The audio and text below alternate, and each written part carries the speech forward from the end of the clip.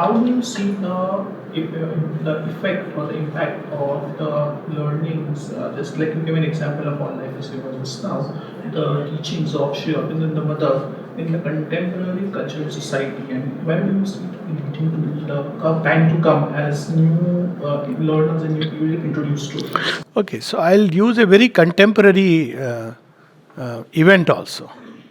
Contemporary event, the most one which many of us may be contemplating, is yesterday's election result. So many people felt sad, many felt elated, depending on which party you. But what is behind all this? Behind all this is that we can change this world and society through government, through systems, through processes. Right? That's what contemporary world is about.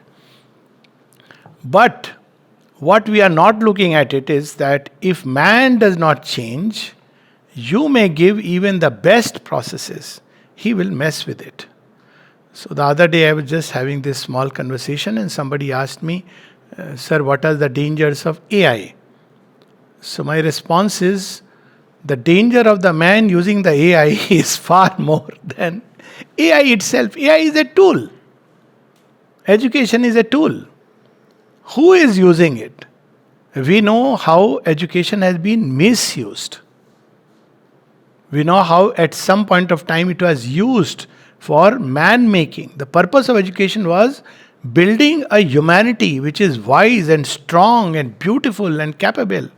One word used in ancient Indian thought was the word Arya.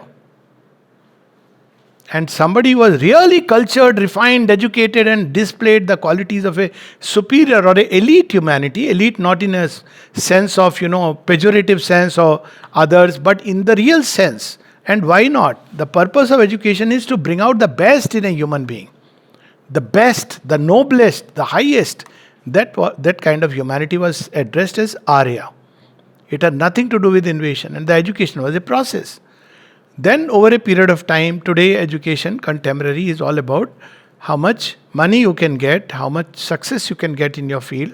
And also, unfortunately, behind the door, there is an agenda which pushes people into ideological strappings. Isn't it? That's contemporary education. Where it is going to lead us, we all know. And if we don't know, the writing is appearing more and more clear on the wall. As I said, you may change governments, you may change systems, but if human beings remain what they are, they will mess up with things. So there is an urgent necessity of changing man. In 1960, the then Secretary General of United Nations, Youth Hunt, had spoken about it. He said, if man has to change to make this world a better place, it is high time we thought about it. So Sri Aurobindo's yoga is about changing man, because what we are inwardly, that will flow into our actions. We may do the same actions, but the quality of an action is not about what we have done, but who is the one who is doing it. So as we change, we may teach the same subject, but it brings a totally different quality. And one of the living examples is Sri Aurobindo himself. It's a classic example how he was free in his mind from all those conventional stereotypes. So he was teaching the life of Nelson, and he would teach extempore. Of course, he had mastered all this history and everything else. So some student asked him, but sir, it is not given in the book. Sri Aurobindo replied, throw the book out of the window. He was bringing something entirely new by way of understanding. Where did he get that newness? The deeper sense of what Nelson stood for.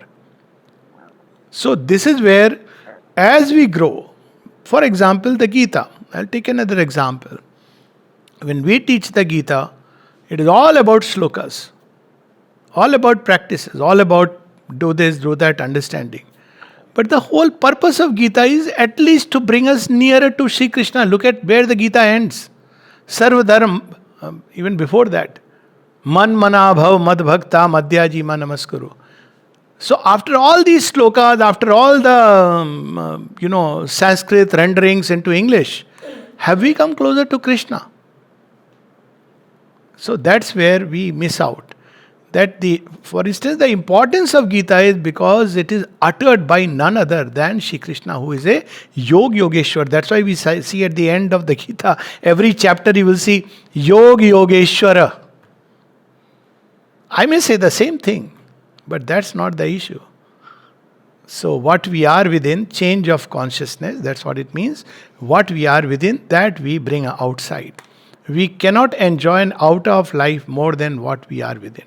You may put a dog into an air-conditioned environment. For all we know, he may be very unhappy, feeling stifled out of his dog world. So is our state. We may have everything outside, but inwardly, if my consciousness is of a pygmy, then I'll be very unhappy, full of fear, suspicion, uncertainty, and that's what we are seeing in the world. So if we want people to be liberated from all these things, after all, ya vidya cha vimukte, knowledge must liberate us. So liberate us from what? From ourselves. So when we are free from our little self, then ocean of knowledge is waiting to pour into man. At the same time, then everything becomes a means of knowledge. A person whose doors of open to knowledge are open will look at a pebble and he will get an insight, and through that he will enter into a world of discovery. So after all, people say no. Newton was a seeker. It's known. He was even he had his own occult side. Many of his occult equations, etc., never saw the light because the church had suppressed it. But why is it the apple falls so often? This man suddenly looks at it and discovers the law of gravity. Because he is a seeker. So, the purpose of education is to open the doors to knowledge, not feed the child. To open the doors to love, so that he is not a person who is going out as either a deprived fellow or complaining, begging, always playing the victim card. No, he should be strong inside, independent. He should be empowered.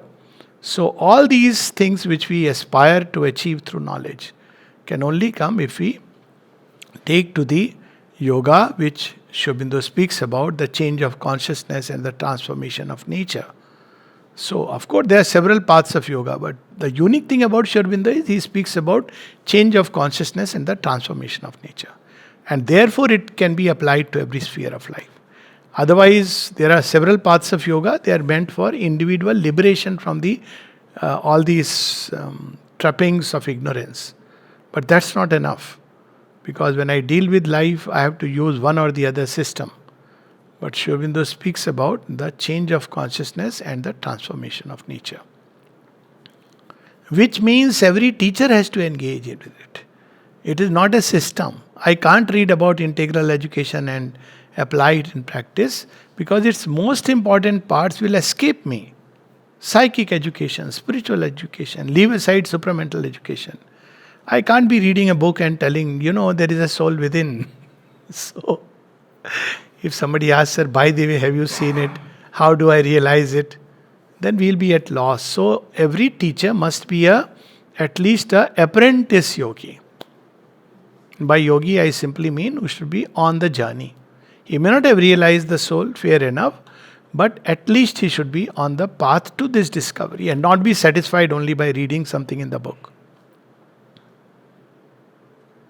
And this is the missing factor in contemporary education. I've used the word education without a soul. And we can equally say that just as a doctor we use this word, physician, heal thyself. So I like to use this term, educator, educate thyself. So that's what is important. And then only children will get engaged. Otherwise, they are just happy with my degree, money, NRI, end of the world. Okay.